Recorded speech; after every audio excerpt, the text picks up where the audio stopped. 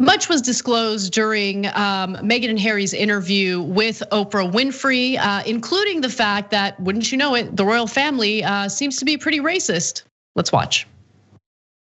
The conversation of he won't be given security, he's not going to be given a title, and also concerns and conversations about how dark his skin might be when he's born. So there's Meghan Markle talking specifically about her son Archie. She's of course biracial, and based on the accusations she made during this interview, the royal family not only refused to provide security for Archie, their son, but also had concerns about how dark his skin color would be after he was born.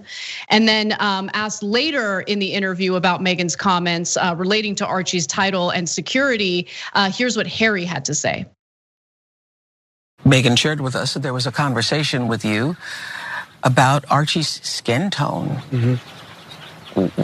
What was that conversation? That conversation I'm never going to share. But at the time it was awkward. I was a bit shocked. Can you tell us what the question was? No, I'm not comfortable sharing that. Okay. But that was right at the beginning, right? Like, what will the baby look like? Yeah, what will the kids look like? Yeah, what will the kids look like? But that was right at the beginning when she wasn't going to get security, when members of my family were suggesting that she carries on acting because there's not enough money to pay for her and all this sort of stuff. Like, there was some real obvious signs before we even got married that this was going to be really hard.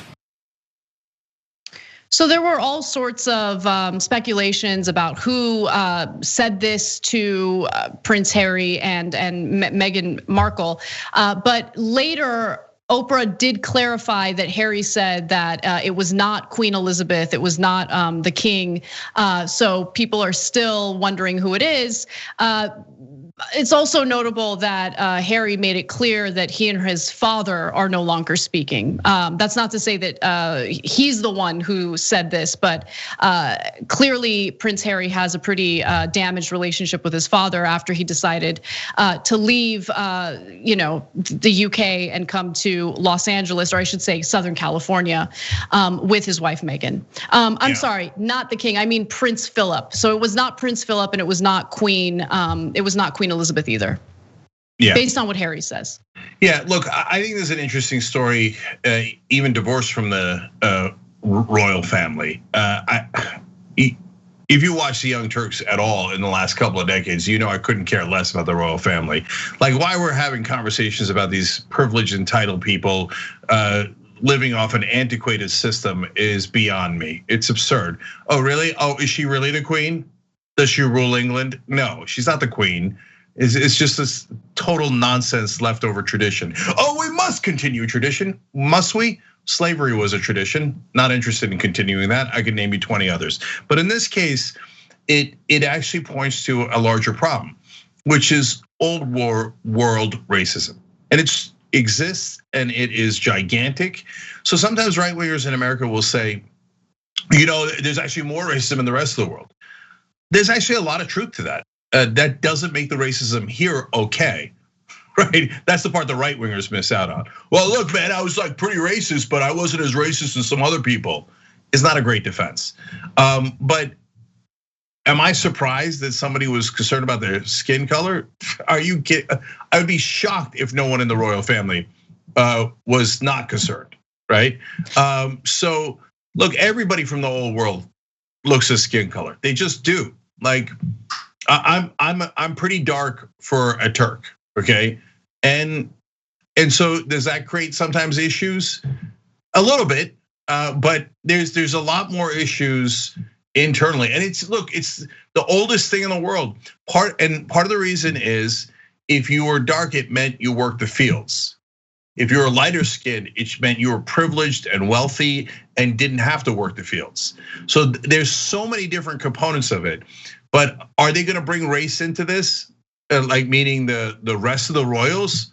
Of course! Do you think that they think that a black child is as valuable and as English as a white English child? Are you insane?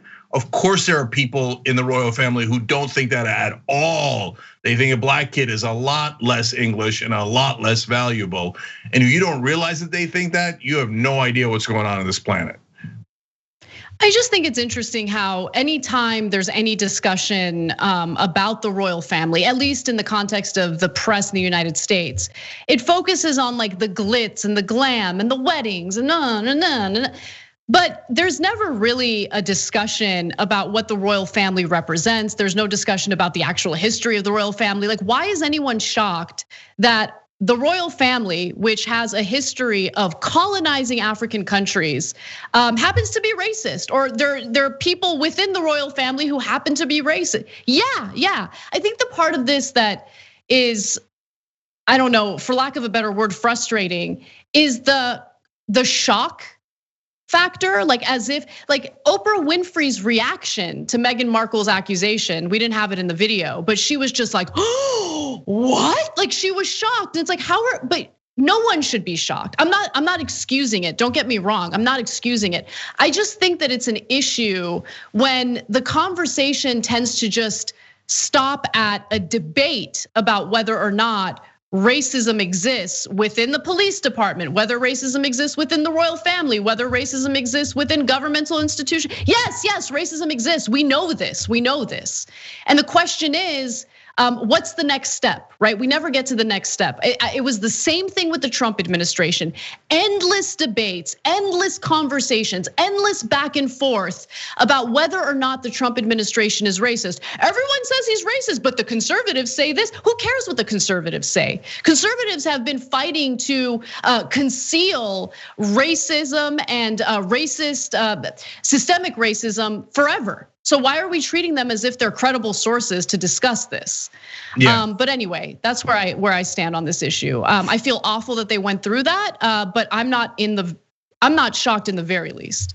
Yeah, look, Winston Churchill, he was a part of the royal family, but part of the British Empire. Obviously, as prime minister, was horrifically racist against Indians, and we can go on and on. Look, and this isn't just about white Europeans either.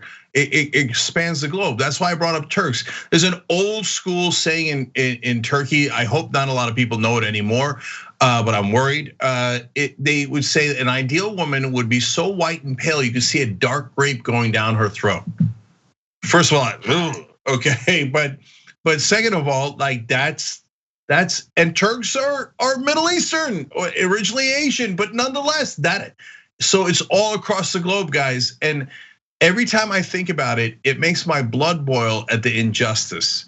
Like, for black people all across the world to have to deal with this crap nonstop. It's maddening, the injustice. They're the most patient people in the world, and what the whole world has done to them is unconscionable.